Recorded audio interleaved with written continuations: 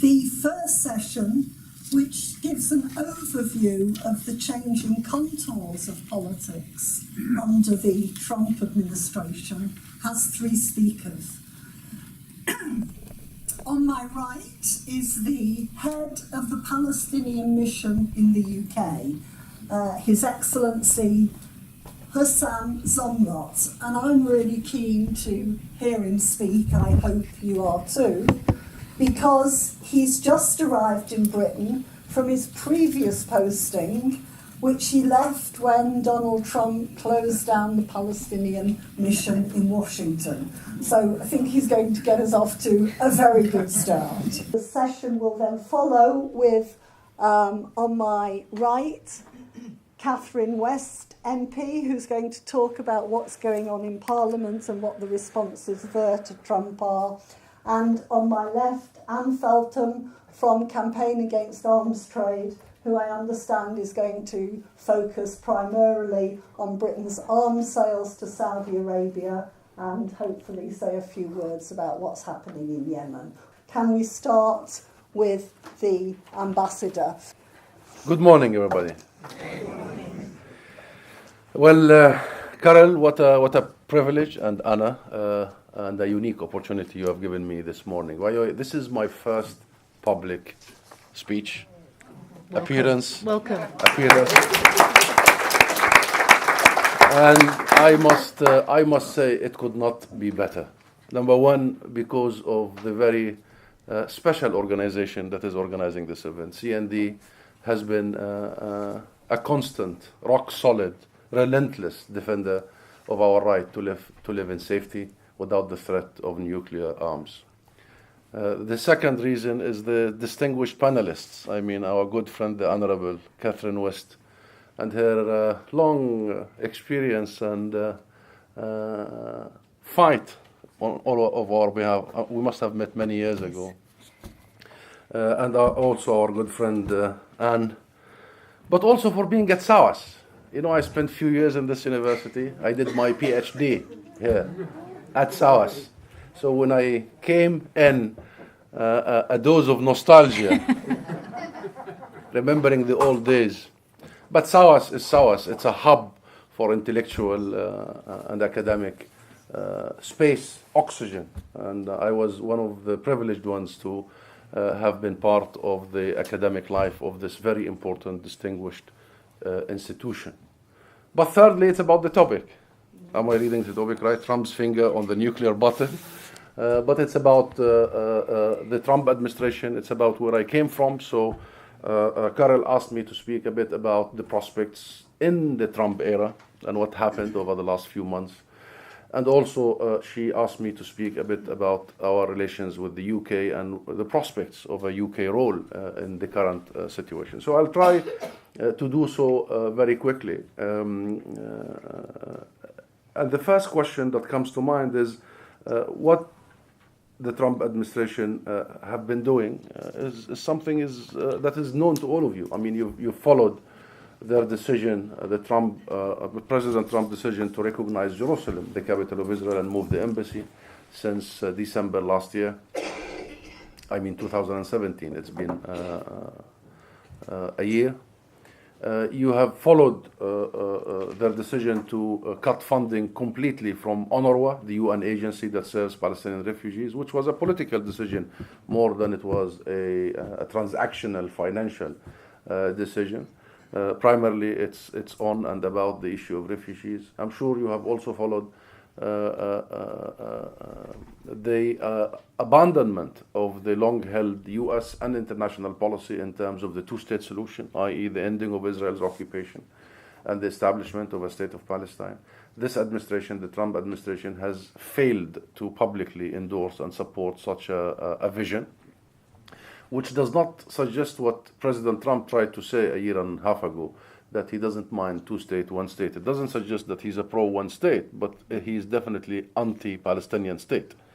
That's the prime objective in the time being, is to remove from the discussion the very principle of establishing a sovereign, independent state of Palestine. You also may have followed the attempts at blackmailing the world, not voting for Palestine in the UN. And they have dedicated an ambassador for that job by the name of Nikki Haley, the US ambassador.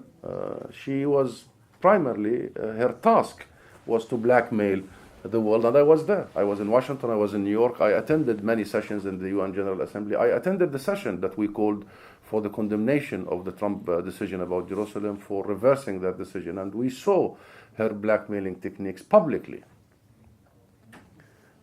calling the world not to vote for the Palestinians, and should they do so, they will cut funding from them, etc., etc.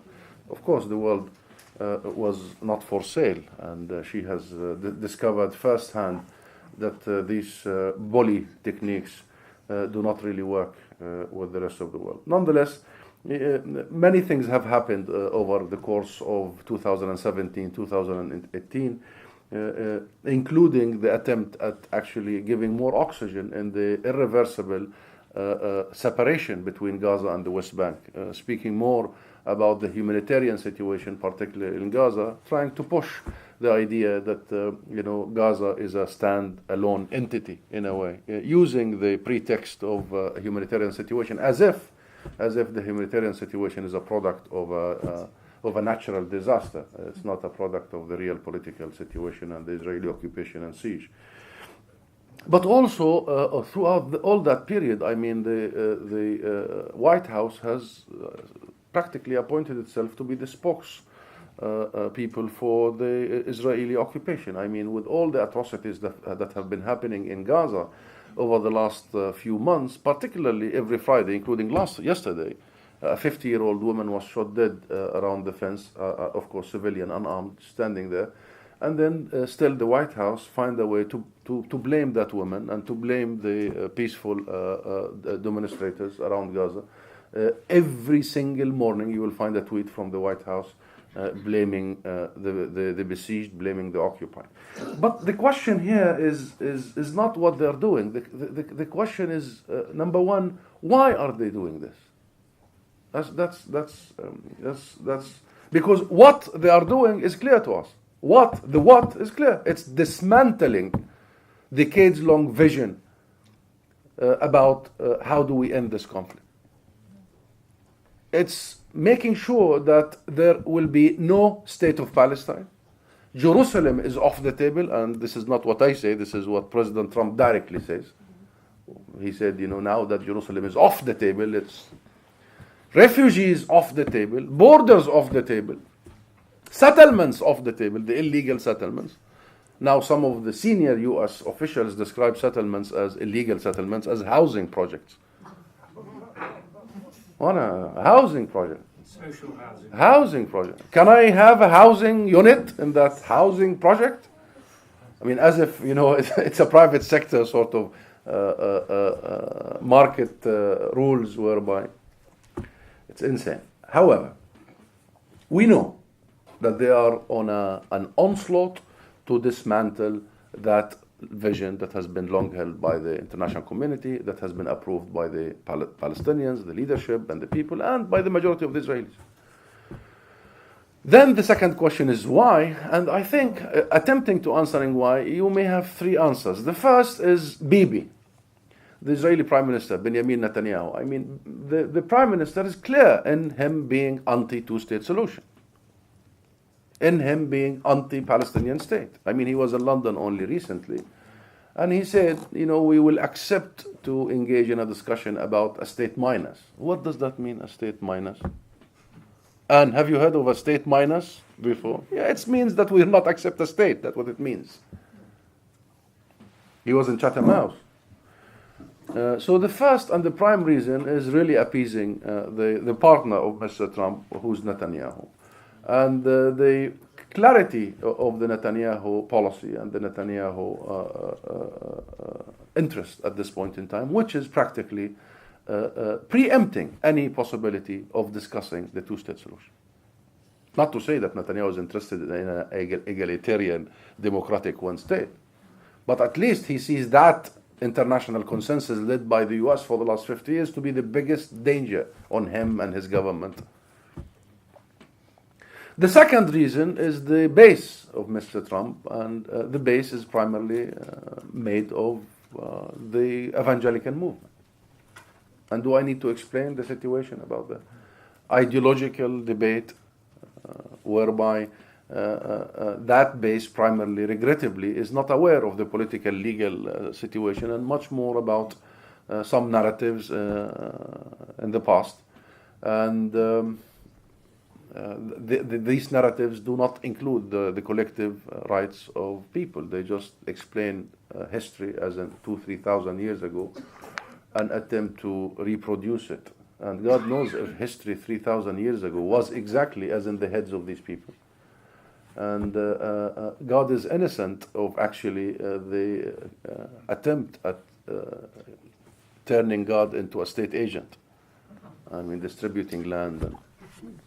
But nonetheless, that's the base. But the third factor is the team that President Trump assembled to do the job.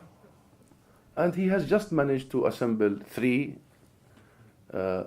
key advisors to help him in the Israel-Palestine file. And it happened that the 3 of them are supporters of settlers. Just a coincidence. Is it?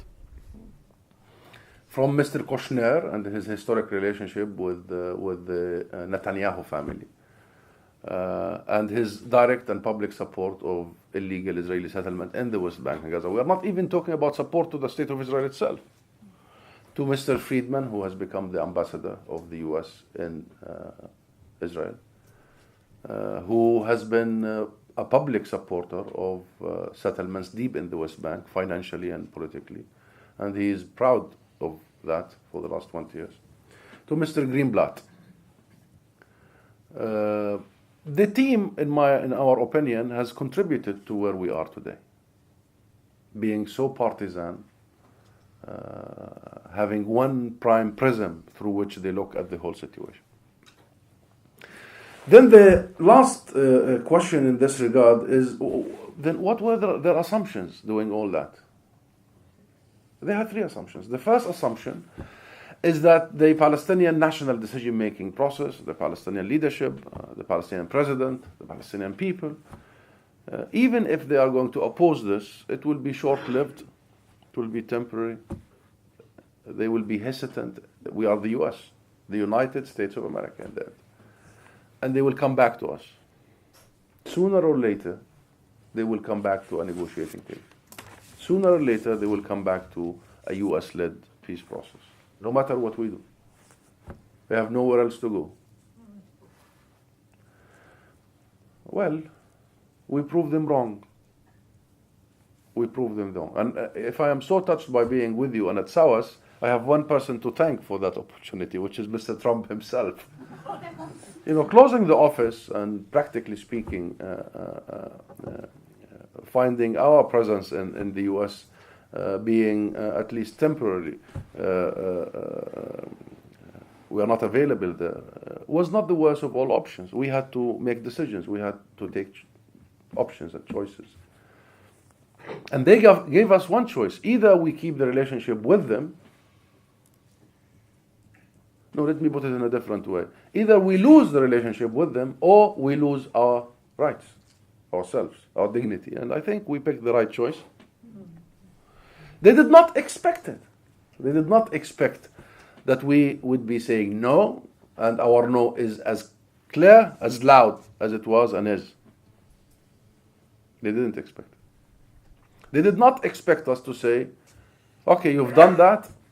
Not only you are isolated in your decision, but you are disqualified. Totally. We will have a no-contact policy with the U.S. administration, since they have started implementing what they now coin the ultimate deal, which is primarily what I just described. The Jerusalem, the refugees, the borders. They did not expect that we would tell them. I was the one who was preparing for the visit of Vice President Pence to Bethlehem, shortly after the announcement of Jerusalem by President Trump. They did not expect us to say, Vice President is not welcome to Palestine. They did not expect us. to be true to our own people, the people we represent. They did not expect us to do what we did. And we did a lot in that last year. That resulted in them being actually reactionary, if you may, vindictive. Closing an office, closing our diplomatic mission has no policy. It's vindictiveness. They even went after my family and my kids, and they had to leave at a short notice, right in the middle of the school year. But that's not. My kids are happy in a school in Chiswick now. Also grateful to Mr. Trump. But this is not about that. It's about the real policy. We were able to actually isolate their position. Number two assumption is that the Arab world is ready now to simply just ditch the Palestinians. Well, there might be some private discussions here and there, but the Arab world did not and will not ditch the Palestinians. That was a fallacy.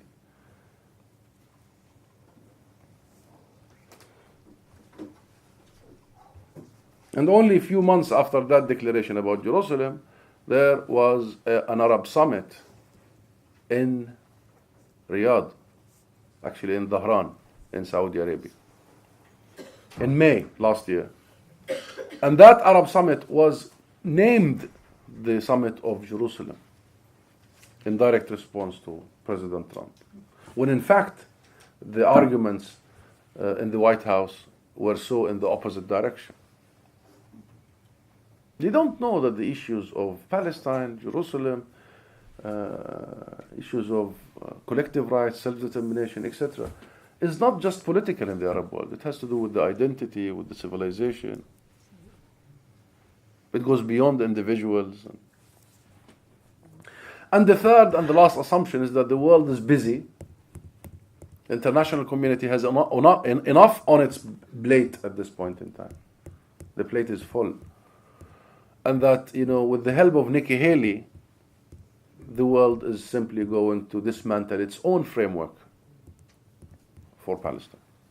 And they have deployed every technique possible to do so. And in our opinion, they have failed thus far. Because the world in that year and a half had to make a choice. And the choice was not about Palestine. The choice was about itself as an international order. The world had to decide whether to defend themselves, to defend their system. In February, we presented for the first time ever a resolution in the General Assembly against the US decision. And that's not easy. Presenting a resolution against the occupation is a straightforward legal matter. But against the US and the US decision. And we saw the dynamics in the General Assembly. I saw it firsthand. And I tell you, the world has voted in the way that it should have, which is keeping internationalism, multilateralism, as the way to put up with the Trump administration, including Britain, for that matter. And I'm going to come to it as the last side of my introductory remarks here,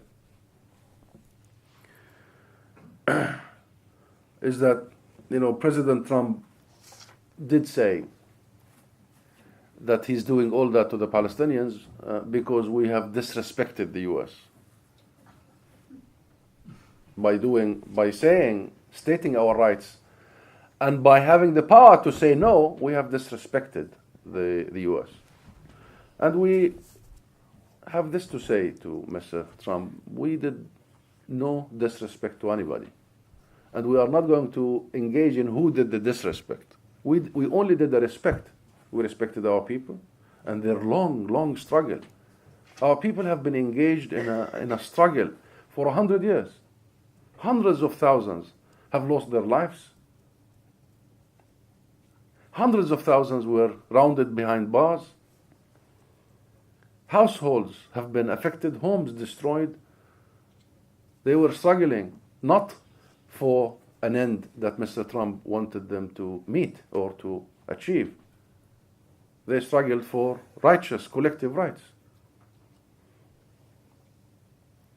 And we respected the international law. And we defended international law. And we will continue defending international law. We will continue defending internationalism, multilateralism, international order, international legitimacy. We will continue fighting and struggling against those who want to place anarchy, disorder, the rule of the jungle. Thirdly, we respected the US itself, because even in the US, the majority of the American people would want to see a solution based on the long-held US policy. Mr. Trump in this arena, according to all numbers, represents the minority. And the last thing Carol wanted me to talk about was the UK part of it. But before that, Carol, if you allow me, does Mr. Trump provide an opportunity? Is there any upside to this? And I believe yes. There's a big upside to this situation. The first upside is finally to put an end to a 27-year-old failed US-led peace process. Enough! That's a lifetime, that's a generation's. Enough! It's not like it didn't work because we haven't tried it in the right way. It didn't work because structurally the US could not bring itself to the role of an honest, neutral mediator. So, Mr. Trump, thank you for actually ending something that was hurting us. I was allowing Israel to triple, quadruple its settlements while you were leading the peace process. It's about time we create a genuine, meaningful peace process. It's about time not to end the US role, but to end the US monopoly. Not to substitute the US, but to end the US's blockage of all the international community from participating in it.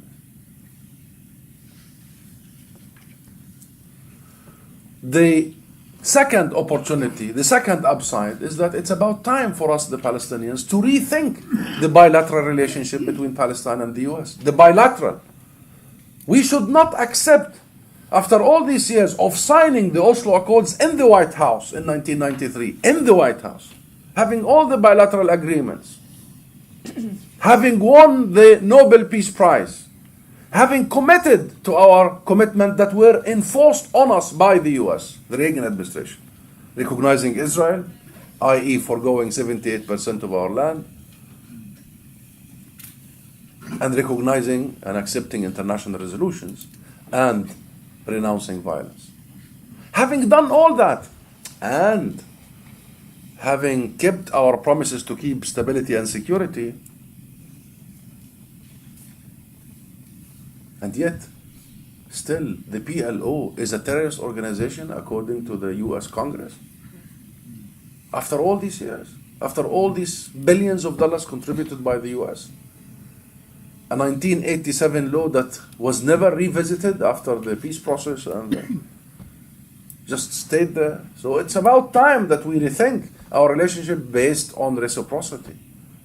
Yes, the US is the superpower, but respect between countries is crucial.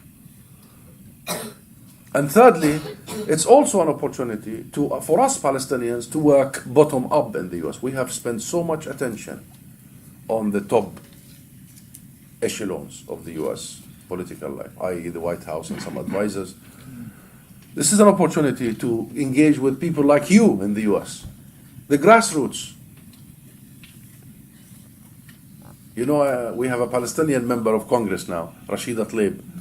And I like one hashtag she always do, rooted in my community. I mean, rooted in her community, and we must be rooted in the US community, engaging the average households, people, constituencies. And I think this is an opportunity to do so. And lastly is the last point of this conversation, which is it gives the UK a historic role to play. Nobody expects the UK to replace the US. No one. And no one should emulate the last 27 years. We don't want to remove one country and bring another country. That's not the idea. But the UK can lead. It can lead in the following three arenas. The first arena is the maintaining of the vision, not losing sight, maintaining of international order, the multilateral framework for Israel-Palestine, which is primarily the ending of the occupation that began in 1967, establishing of a sovereign state of Palestine with its capital, East Jerusalem, resolving the issue of refugees according to international resolutions and international standards. And I must say, and one has to give credit when credit is due, the UK government has done that. In the last year and a half, they have stood firm in defending that vision. They voted in every possibility in the UN for keeping that vision. They have publicly, for the first time, the UK government opposed the Trump administration's decision about Jerusalem. They have tripled their funding to UNRWA, and we salute that. But also, it's not just about keeping the vision, it's about finding an alternative way to reach to that vision, and I think we believe the UK can play a major role in arguing for multilateral peacemaking, for an international peace conference. And we are working with our colleagues and friends here to discuss this very idea of establishing, thinking of a multilateral peacemaking process. Secondly, applying the UK role. It's about time that we think about the British laws. British laws would consider importing illegal settlement produce and selling it to you as customers, as a produce of Israel, to be a game of deceit and illegality. We must uphold that. It is absolutely mind-boggling. It is unexplained that a Palestinian from the West Bank cannot visit the UK without a visa, but an illegal Israeli settler from the West Bank can visit the UK without a visa. We must revisit the law of this country, and we believe the law of this country provide a big, significant, effective arena other than the political responsibility. Finally, is recognition of the state of Palestine. It's long overdue, not only for the historic responsibility of the UK, and you know it all. We don't need to engage in it. And we are not after guilt. Guilt doesn't produce any positive engagement. We're after leadership. Recognition has been argued for 27 years. It must be an outcome of the peace process. Well, do we need a proof that this has failed? I mean, it failed. It's 27 years. Recognition cannot be an outcome. Recognition in this case, because you do recognize one state in that two states, which is the state of Israel. So you have two choices. Either you recognize the two states, so you level the field, right? Or you de-recognize one state, so you level the field. But you recognize one state, you give that state exactly what happened, an open-ended check, an ability not to define its borders.